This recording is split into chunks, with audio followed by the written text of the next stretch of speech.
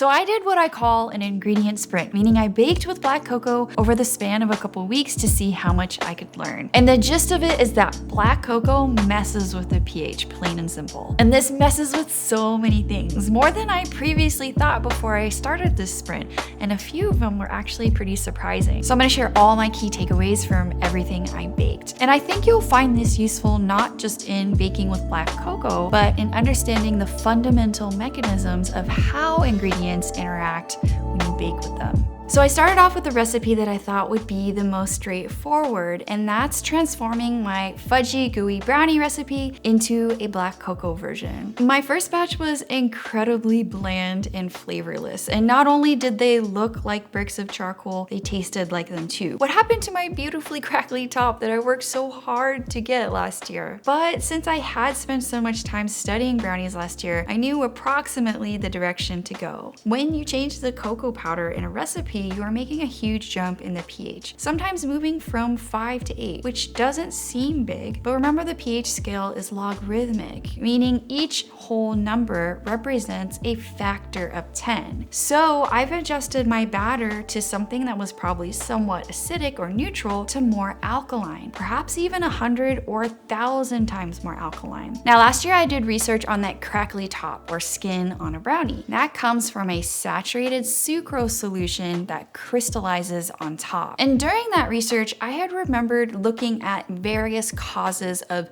sucrose degradation, or it's called inversion of sucrose into its smaller components, glucose and fructose. And I read that this process is accelerated by slightly alkaline environments. See, when you have too many of these smaller components, the sucrose can't stick together or crystallize as readily, and that can create a patchy or even absent crackly surface. So I knew I had to acidify the batter without altering the water content, which is important to maintain the saturated sugar solution. So I added powdered cream of tartar to the batter. Not only did this get my crackly top back, it also fixed the bitter flavor by neutralizing a bit of the alkalinity. So the key takeaway from this set of brownie experiments is that alkalinity can affect the stability of sucrose, causing it to break down into its smaller components, and this can prevent you from getting a crystallized top on your desserts if that's something that you're looking for.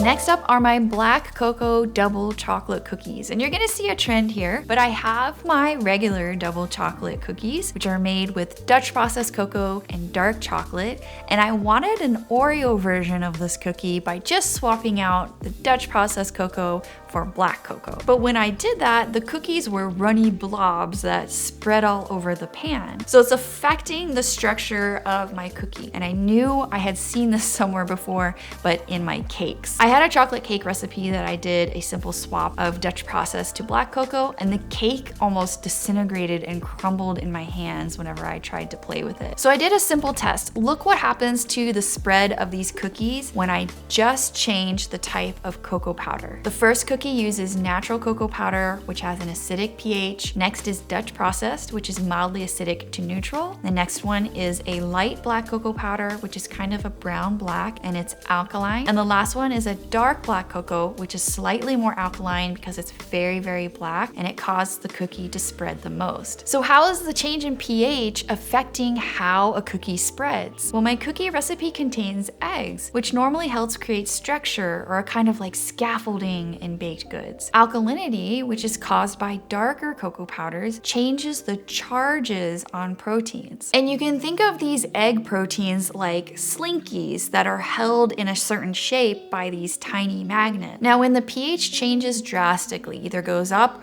or down, these magnets function differently. Sometimes they don't even work anymore, so the slinky can't hold its shape. Basically, the protein loses its structure because those magnets can't do their job properly. Acidic environments, especially when it comes to egg proteins, promote the strongest magnets to work properly, thereby creating the strongest scaffolding for your baked goods. That is why the cookies made with acidic natural cocoa powder have the least amount of spread. So how do I use black cocoa and still retain a good shape for my cookie? Well, acid to the rescue again. And with cookie doughs like this one, where I don't want to add moisture, my weapon of choice will always be cream of tartar. It's cheap, flavorless, powerful, and readily accessible. So the key takeaway from this cookie set of experiments is that alkalinity affects proteins and it can prevent them from setting properly, which affects structure. Now, there are a lot of reasons why your cookies would spread too much,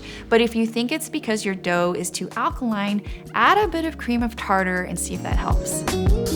Now I'm gonna move into cakes, and for this one, I wanted to transform my original chocolate cake into a black cocoa cake. And this set of experiments relates to the sort of changes you'd make to a cake recipe when swapping cocoa powders. Now there are two things you generally wanna think about when doing this in a cake recipe.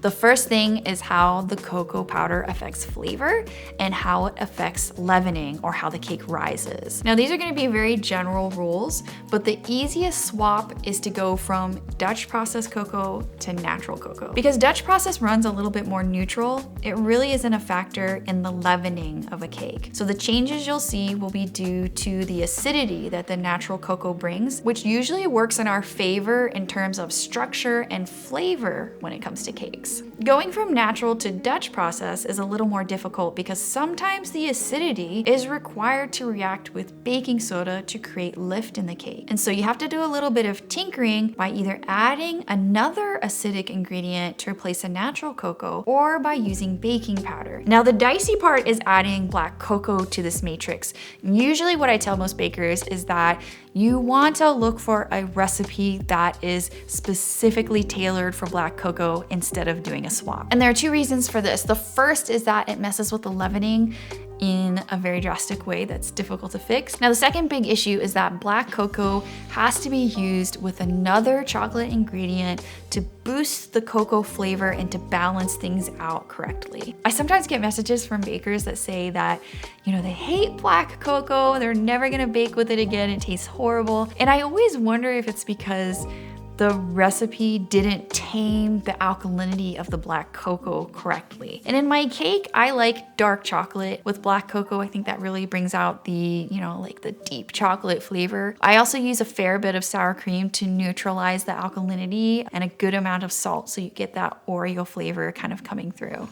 Okay, the final boss, for me that is, in terms of all these experiments, was to make a black cocoa chiffon cake, or an Oreo chiffon cake. Could I take everything that I learned about structure, texture, and flavor and combine it into a beautiful, airy chiffon cake that's worthy of publishing? And for this cake, I wanted the deepest black color with a fudgy moist crumb and the airiness that is characteristic of a chiffon. So for the flavor and the taste, I used both black and Dutch processed cocoa in the dry ingredients. The ratio I like in all of my recipes is 25% Dutch processed to 75% black. In addition, to tame the alkalinity a bit, I used a touch more cream of tartar in my recipe, which also served as a dual purpose to help stabilize my meringue during the whipping step. Now, the hardest part of this puzzle for me was balancing that fudginess with the chiffonness. And at first I was just removing some of the flour and replacing it with cocoa powder, as usually that's the common advice for turning something not chocolate into chocolate. But doing this always made my cakes turn out so flat. And the reason why this isn't perfect advice is that cocoa powder contains only a fraction of starch, and those are the components that create fluffiness. The other fraction comes from fibrous bits of the cacao pod, which can weigh down a crumb, especially in a chiffon. One of the biggest parts in helping maintain a fudginess and an airy chiffonness was to add an extra egg. The egg provides more structure through its proteins, and the emulsifiers in the yolk allow for a stronger emulsion which can hold more sugar and water. This created the fudgy moist crumb that I wanted while still maintaining the airiness of a chiffon. Now, if you're looking for general tips when working with black cocoa, I'll put them below this video along with all of my recipes. I think I may have purchased every type of black cocoa there is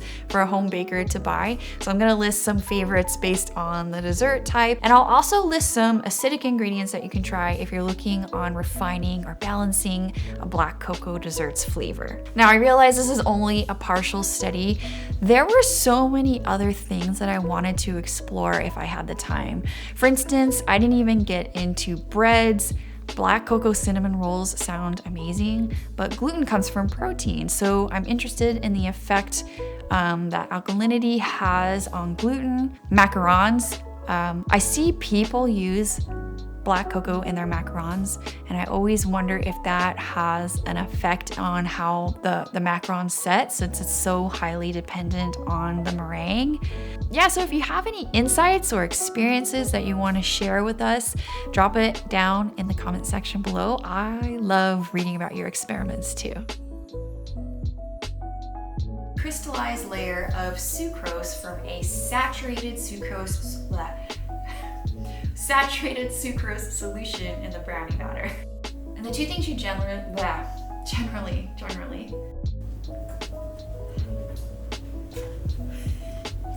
you're all wet. No, no, no, thank you.